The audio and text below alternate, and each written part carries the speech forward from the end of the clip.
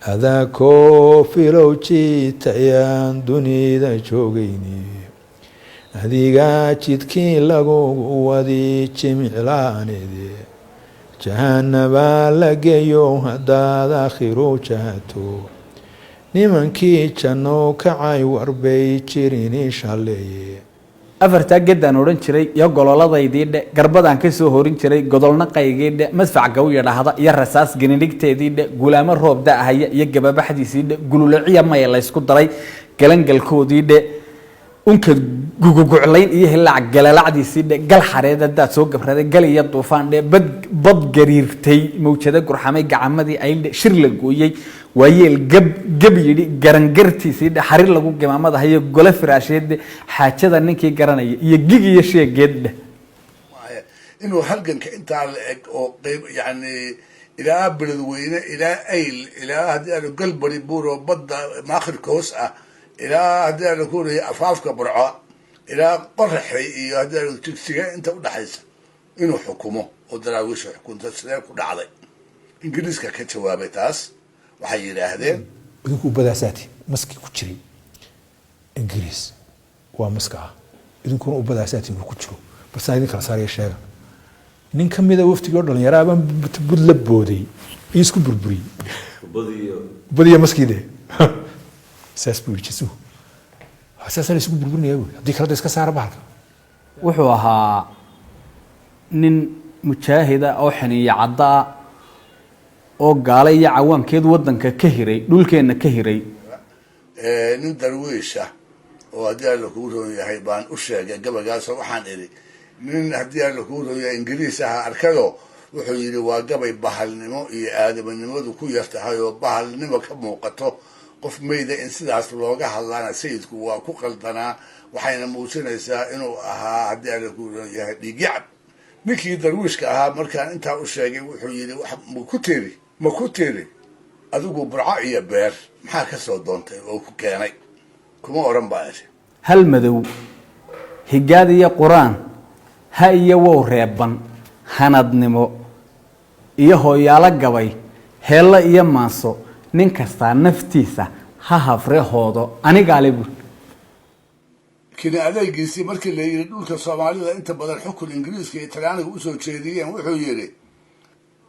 haddii seefo iyo maare iyo sumuc la ii qaato cadaawuhu hadday igu soraan saqaranaareeda meesha iyo sawaakimi haddii la iga seeraarsho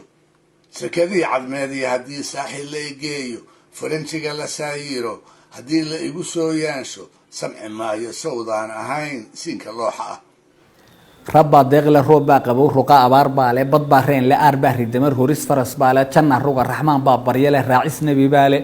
warda rogis la wali baa rilaale rabid shareeca le rumba fiican been baa rafacan radan cadaab baale rataa xoog la geel baa rukale ramad haleelaale waa taadadka ugu adag gabayga la tiriyo nin adeega faranjiya amba awrtaba u qala amba arigaba u qala amba uba ilaala ah ama uurka kala jira ashahaada beeniyo islaamnimaha lagu dhaqo ilaahayna ma ogolaana kama qamil karo muslimnimo niman kugu dhaqayn muuminnimo khaasa gaal maxasta ku dhowrood magansataa dhaama cali isagu sidaas uu gabiyay oo macni heerabtaas uu taagnaa sayid maxamedna wuxuu lahaa dagaalkii nasaarada kristanka dagaalkii nasaarada ana daalib ku ahaa dalka malihid aniga ku iri doora weynaha diintayda anigaan ku gadan dabaqi naareed ana labada darootan hore darajo mooday heerka iyo heerabta inta leeg buu taagna dhacdada koowaad waxay ahayd xeebta iyo dekada berbera oo ninkii ingiriisiga joogay ama askartiisii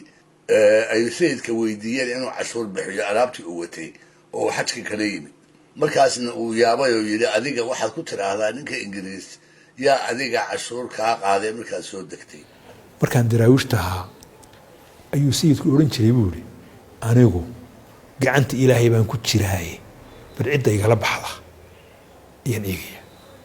erigi baan xusuuy markuu banaantii oo noo muuqan lahayd oo keenkii naga xigto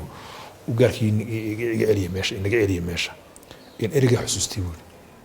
ninkani gabaygu wuxuu ahaa meeluu ereyga iskaga kala raseeyo ereyga ku jira iyo kaydka af Soomaaliya ku jira ninka farihiisa halkan aad ka dareemaysa wuxuu yiri inan suura aqal saari badan dadab la seensaabay 30 baaro saablay gingama sarabe ayagta sali gogol saahood la shaday saaqatada qaaca sanafaad xariiriya baftiya khayl iyo suuti sangaburan soogaan darmaan salaba guudar la sid ka ramada seeyi idii soobiriya ay rimay sarare weyn gol sakeban qalma surun suura markale wuxuu yiri dawa lagama helo gaal hadda daawo dhigataan waa idin dagaaya kufriga aad u dabcaysaan dirhamku idin qubahaya dib u go'aysan